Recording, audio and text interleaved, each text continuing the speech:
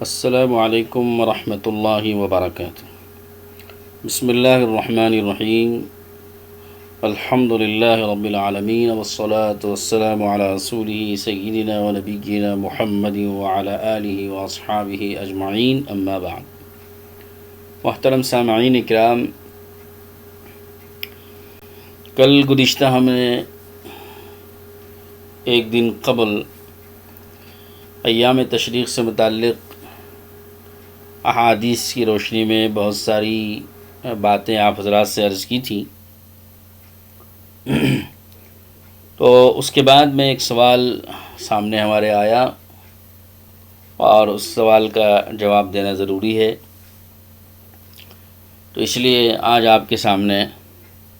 اس سوال کی وضاحت اور اس سوال کے جواب کی وضاحت کی جا رہی ہے۔ سوال یہ کیا گیا کہ ایام تشریق جو 5 دن کے ہوتے ہیں، 9 ذی الحجہ سے 13 ذی الحجہ کی شام تک، تو ان میں 11، 12 اور 13 ذی الحجہ تک کے ایام اس میں داخل ہوتے ہیں، تو ان ایام میں 5 دنوں میں 13 ذی الحجہ بھی شامل ہے۔ اور حضور اکرم صلی اللہ تعالیٰ علیہ وسلم کی عادت شریفہ تھی کہ ہر ماہ 3 روزے رکھا کرتے تھے، جیسا کہ حدیثوں کی کثرت سے حدیثوں کے اندر یہ بات آئی ہوئی ہے اور سب کے علم میں ہے کہ ہر ماہ 3 روزے حضور اکرم صلی اللہ علیہ وسلم رکھا کرتے تھے، 13، 14 اور 15۔ تو چاند کی یہ 3 تاریخیں حضور صلی اللہ علیہ وسلم کے روزہ رکھنے کی تاریخ ہیں، اور ان ایام کو ایام بیض بھی کہا جاتا ہے، ایام بیض۔ تو ایام بیض کے 3 روزے رکھنا حضور صلی اللہ علیہ وسلم کا معمول تھا، تو بہت سے لوگ الحمدللہ ان ایام بیض کے روزوں کے عادی ہیں، تو ہر مہینہ 3 دن روزہ رکھتے ہیں، 13، 14 اور 15 تاریخ چاند کی۔ تو اب سوال یہ پیدا ہوتا ہے کہ ایام تشریق میں روزہ رکھنے سے منع کیا گیا ہے، جیسا کہ کل کی تقریر میں وضاحت ہوئی تھی، تو اس میں 13 تاریخ بھی شامل ہے۔ تو جو لوگ ہر ماہ 13، 14، 15 تاریخ کو روزہ رکھنے کے عادی ہیں، ان کے لیے ذی الحجہ کے اندر 13ویں ذی الحجہ کو روزہ رکھنے کا حکم کیا ہے، کہ وہ 13 تاریخ کو روزہ رکھیں گے یا نہیں رکھیں گے، کیونکہ ہر ماہ کے معمول کے مطابق 13، 14، 15 کو 3 روزے رکھنا ہے، تو 13ویں تاریخ کا بھی روزہ رکھنا پڑے گا، اور یہاں ایام تشریق میں سے 13ویں تاریخ ہونے کی وجہ سے ممانعت بھی آئی ہے، تو ایسی صورت میں حکم کیا ہے، یہ سوال ہے اور یہ اہم سوال ہے۔ تو اس کا جواب ہم عرض کرتے ہیں کہ حضور اکرم صلی اللہ تعالیٰ علیہ وسلم سے اس سلسلے میں جو کچھ روایات مروی ہیں، اس کی روشنی میں جو حکم ملتا ہے وہ یہی حکم ہے کہ اس 13 تاریخ کو روزہ رکھنا منع ہے۔ چنانچہ میں وہ روایات آپ کے سامنے پیش کروں، پھر اس کی روشنی میں جو علماء نے حکم بیان کیا ہے وہ آپ کو عرض کرتا ہوں۔ ایک روایت ہے صحیح ابن خزیمہ کے اندر، مسعود ابن الحکم رحمۃ اللہ علیہ اپنی والدہ سے نقل کرتے ہیں کہ ان کی والدہ نے انہیں بیان کیا کہ میرے سامنے گویا وہ منظر ہے جس وقت حضرت علی رضی اللہ تعالیٰ عنہ اللہ کے رسول صلی اللہ تعالیٰ علیہ وسلم کی خچر پر سوار تھے، اور انصار کے قبیلوں میں چل پھر کر کے وہ ندا لگا رہے تھے، ایھا الناس ان رسول اللہ صلی اللہ علیہ وسلم قال انہا لیست ایام صوم انہا ایام اکل و شرب، کہ لوگوں یہ ایام تشریق روزہ رکھنے کے دن نہیں ہیں، بلکہ یہ کھانے اور پینے کے دن ہیں۔ اسی طرح سے آپ کو ایک اس سے بھی زیادہ صریح روایت ملے گی انس بن مالک رضی اللہ تعالیٰ عنہ، جس کا حوالہ ہم نے کل گزشتہ کی تقریر میں بھی دیا تھا، کہ انس بن مالک رضی اللہ عنہ قال نہا رسول اللہ صلی اللہ علیہ وسلم عن صوم 6 ایام من السنہ۔ حضرت انس بن مالک رضی اللہ عنہ فرماتے ہیں کہ اللہ کے رسول علیہ الصلوۃ والسلام نے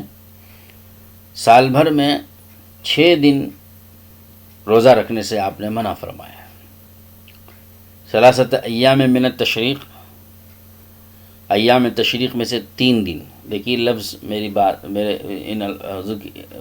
حدیث کے ان الفاظ پر غور کیجیے، ایام تشریق میں سے 3 دن۔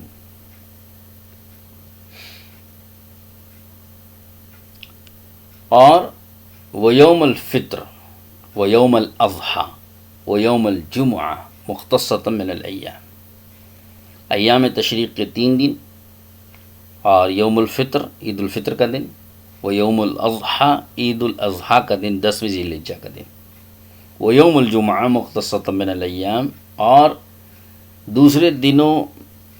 کے مقابلے میں جمعے کے دن کو خاص کر لینا روزہ رکھنے کے لیے،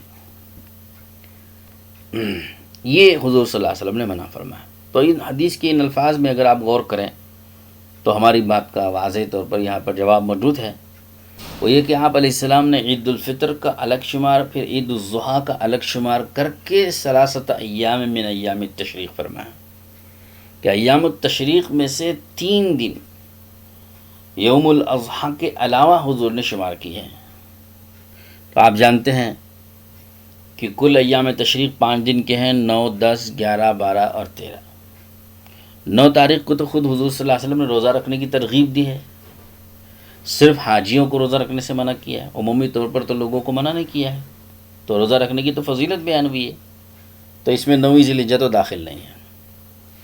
10ویں ذی الحجہ عید الاضحیٰ کا دن ہے اور اس کو حضور نے الگ سے شمار کیا ہے۔ اب بچ گئے 3 دن، 11، 12 اور 13، اور آپ نے انہی 3 دنوں کو اس میں شمار کرتے ہوئے فرمایا 3 ایام من التشریق، کہ ایام تشریق کے 3 دن جو بچے ہوئے ہیں 11، 12 اور 13، اس میں بھی روزہ رکھنے سے منع کیا۔ تو اس حدیث پہ تو باقاعدہ بالکل صراحت ہو گئی کہ 11، 12 کے ساتھ 13ویں تاریخ کا بھی روزہ حضور نے منع فرمایا۔ تو یہ صریح روایت ہے، اور یہ روایت مختلف حدیث کی کتابوں میں موجود ہے، اور یہ روایت سندن صحیح روایت ہے۔ چنانچہ شیخ شعیب ارناؤوط جو محقق ہیں موجودہ، ان کا صحیح ابن خزیمہ والی روایت پر، ابو داؤد شریف کی روایت پر بھی حاشیہ موجود ہیں، اور انہوں نے حاشیہ میں لکھا ہے کہ فیہ دلیل علی ان صوم ایام التشریق غیر جائز، کہ ان روایتوں کے اندر یہ اس بات کی دلیل پائی جاتی ہے کہ ایام تشریق کا روزہ جائز نہیں ہے۔ اب اس سے تو واضح ہو گئی آپ کے سامنے بات کہ ایام تشریق میں 13ویں تاریخ کا بھی روزہ جائز نہیں ہے، تو لہذا ہر ماہ کے 3 روزے جو جن لوگوں کو رکھنے کا معمول ہے تو وہ 13 تاریخ کو روزہ نہیں رکھیں گے، اس مہینے میں 13 ذی الحجہ کو روزہ نہیں رکھیں گے۔ 14 اور 15 تاریخ کے لیے کوئی ممانعت نہیں ہے، تو 14 اور 15 تاریخ کو تو وہ روزہ رکھ سکتے ہیں، اس لیے کہ ان میں کوئی ممانعت وارد نہیں ہوئی ہے۔ اب رہ گیا کہ 13ویں تاریخ کا جو روزہ ہر ماہ کے 3 روزوں مسنون 3 روزوں میں سے جو رہ جاتا ہے، اس کو بجائے 13 تاریخ کو رکھنے کے جس میں ممانعت ہے، اس کو 13 تاریخ میں رکھنے کے بجائے کسی اور تاریخ میں رکھ سکتے ہیں۔ مثلا 14 اور 15 کے بعد 16 تاریخ ملا لیں تو 3 روزے مسلسل ہو جائیں گے، تاکہ 13ویں تاریخ کے روزے کا بدل ہو جائے، یا کوئی اور دن وہ روزہ 13ویں تاریخ کا رکھ سکتے ہیں کسی اور دن میں۔ یہ تو روزے فرض نہیں ہیں، مسنون روزے ہیں، لیکن جس آدمی کو مواظبت ہو اور عادت ہو اور اہتمام ہو ان روزوں کے رکھنے کا، تو وہ اپنا اہتمام اور عادت کو باقی رکھنے کے لیے 13ویں تاریخ کے اس روزے کو کسی اور تاریخ میں بدل کر رکھنا درست ہے، جائز ہے، مگر 13 تاریخ کو وہ رکھ نہیں سکتے ہیں۔ اس سلسلے میں آپ کے سامنے ایک فتویٰ بھی پیش کرنا چاہتا ہوں جو ہماری اس پوری بات کی گویا مکمل طور پہ تائید کرتا ہے اور توثیق حاصل ہو جاتی ہے اس سے۔ امداد الفتاویٰ جلد نمبر 2 میں صفحہ نمبر 102 پر کتاب الصوم والاعتکاف کے اندر یہ مسئلہ حضرت مولانا اشرف علی صاحب تھانوی نور اللہ مرقدہ کا بیان فرمودہ تحریر فرمودہ موجود ہے۔ سوال یہ اسی طرح کا سوال کیا گیا، کیا فرماتے ہیں علماء دین و مفتیان شرعی متین اس مسئلے میں کہ ایک شخص ایام بیز کے روزے 13، 14، 15 تاریخ رکھتا ہے، مگر اب بقرعید کی 13 تاریخ کو چونکہ روزہ حرام ہے لہٰذا 14، 15، 16 تاریخ رکھ لے، یہ کیا کرے؟ مگر اس میں ایام بیز کا شمار 13، 14، 15 جو ہوتا ہے وہ فوت ہو جاتا ہے، تو اس کا حکم کیا ہے؟ تو جواب حضرت تھانوی رحمۃ اللہ علیہ نے تحریر فرمایا کہ اس ماہ میں یعنی ذی الحجہ میں ایام بیز کے روزے نہیں ہو سکتے، بطور بدل کے خواہ 16 کو رکھ لے یا بعد میں رکھ لے، سب برابر ہیں، فقط والسلام۔ تو یہ حضرت تھانوی رحمۃ اللہ علیہ کا جواب ہے، جس سے واضح ہوگی بات کہ ہمارے اکابر نے بھی روایات کی روشنی میں یہی حکم ارشاد فرمایا ہے کہ اس ماہ میں 13، 14، 15 تاریخ جو ایام بیز ہیں وہ اس ترتیب پر نہیں رکھ سکتا جس ترتیب پر ہر مہینے میں رکھتے تھے،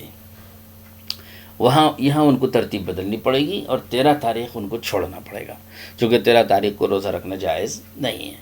تو 13 کے بدل میں کسی اور دن 16 کو مثلا یا کسی اور تاریخ کو متعین کر کے وہ ایک روزہ رکھ سکتے ہیں تاکہ معمول اور اپنی عادت باقی رہ سکے۔ تو یہ وضاحت ہو گئی مسئلے کی، جو سوال کیا گیا تھا جس کا اس کا جواب کے طور پر مسئلے کی وضاحت آپ کے سامنے آ گئی۔ سامعین اکرام، درخواست ہے آپ سے کہ دعا فرمائیں کہ اللہ تعالیٰ ہماری مجالس کو قبول فرمائے اور اس میں خیر و برکت پیدا فرمائے، اور آپ سے یہ بھی درخواست ہے کہ اس چینل کو سبسکرائب کریں اور مختلف اپنے متعلقین کو اس سے وابستہ کریں، تو ہم کو روزانہ